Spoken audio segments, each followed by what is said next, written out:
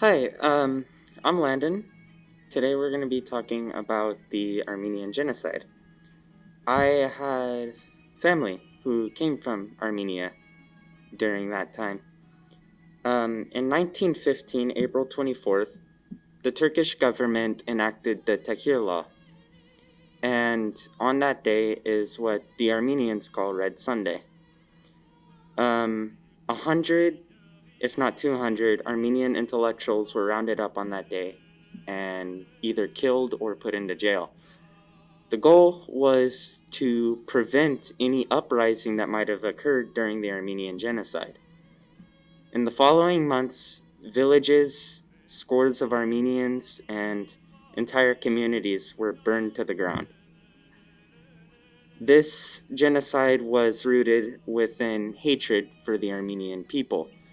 There was a battle that was lost. You see, the Russians were advancing on the Ottoman government, and in that time, there were a lot of Armenians who were in the military.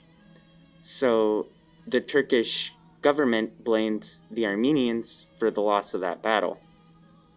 Well, once the Russians had gotten to a point where they were about to invade the heart of the Ottoman Empire, they had realized, the Turkish did, that it's time to do something. On May 27th was when the Tahrir Law was officially put into place.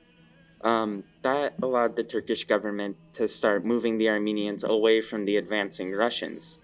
They were scared that the Armenians were going to join the Russians in revolt. Well, under the disguise of deportation, Turkish military began executing Armenian people. Armenians were gathered in the churches, where the churches were then burnt down. They separated the men from the women. Anyone under the age of, or over the age of 12 who was male was sent to a separate line. They were executed. The remaining survivors of that initial execution were then sent on death marches. And during this entire time, Turkey was saying, well, we're just deporting them. We're just bringing them to a safer location.